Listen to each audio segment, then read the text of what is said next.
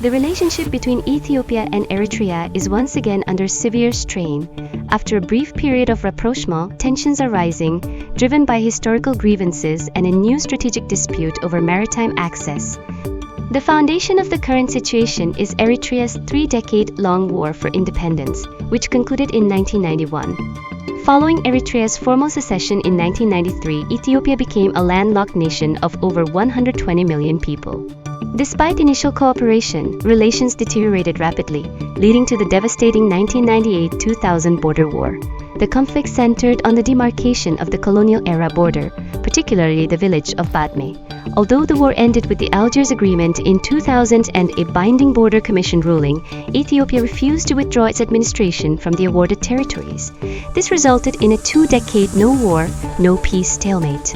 In 2018, Ethiopian Prime Minister Abiy Ahmed made a significant move by accepting the 2002 border ruling, initiating a peace process with Eritrean President Isaias Afwerki. This led to restored diplomatic and trade ties. Dynamics shifted again with the outbreak of the Tigray War 2020-2022. Ethiopia and Eritrea formed a military alliance against the Tigray People's Liberation Front (TPLF). However, following the Pretoria Peace Agreement in late 2022, which excluded Eritrea, the alliance quickly soured. The primary factor for the current escalation is Ethiopia's renewed assertive quest for sovereign access to the Red Sea.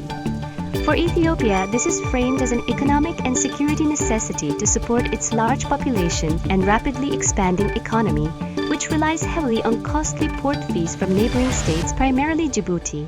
Ethiopian leadership has publicly raised the possibility of gaining access to a Red Sea port, such as Eritrea's Asab, either through peaceful negotiation or by other means. Eritrea views any discussion of acquiring ports or a naval base on its territory as an existential threat to its territorial integrity and sovereignty. Eritrean officials have strongly condemned Ethiopia's statements as misguided and a preparation for conflict. In recent months, this rhetoric has been accompanied by measurable signs of military escalation. Reports indicate that Eritrea has undertaken a nationwide military mobilization, while Ethiopia has deployed troops and hardware toward the shared border. The border, particularly around areas like Zalambesa, remains a key flashpoint. Secondary factors are compounding the crisis. These include mutual accusations of supporting proxy groups and armed factions against the other country. Furthermore, illicit trade in commodities like gold and sesame across unregulated border zones fuels economic competition and security tensions. Current environment is characterized by high-stakes rhetoric and military positioning, which regional analysts warn could easily lead to a renewed interstate conflict. De-escalation through direct, comprehensive, and internationally supported dialogue is urgently required to prevent a wider war in the Horn of Africa. The present geopolitical confrontation represents more than mere border friction. It is the volatile eruption of decades of historical trauma amplified by an existential strategic divergence. The acceptance of the 2002 ruling, a brief diplomatic thaw, has completely dissolved, superseded by Ethiopia's assertive absolute demand for sovereign maritime access versus Eritrea's entrenched defense of its territorial integrity. This zero-sum equation ensures the crisis remains poised on a razor's edge.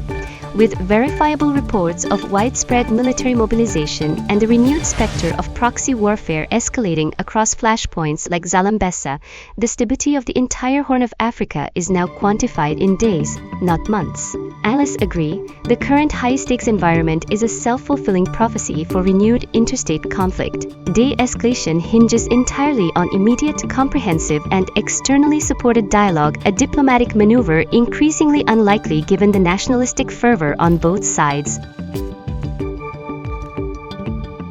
For the critical intelligence, context, and forward-looking analysis on Ethiopian developments that you need, subscribe and follow our reporting. Search for Ethiopian News and select our channel on YouTube.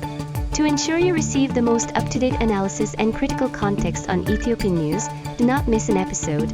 Please like, subscribe, and turn on notifications for our YouTube channel, Ethiopia Daily News.